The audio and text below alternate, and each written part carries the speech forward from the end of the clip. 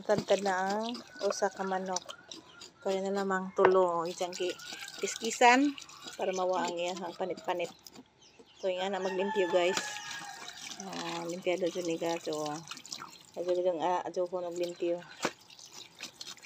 Ano panit-panit. Basta ni. Panit-panit ani. Kiskisanan pa na siguro. Kuan siya. Ang huluto ani is halang-halang ni tanan.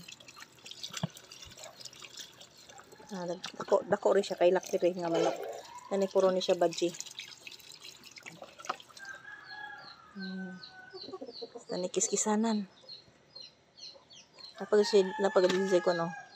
Malhibo. Kini mo ni siya batikon.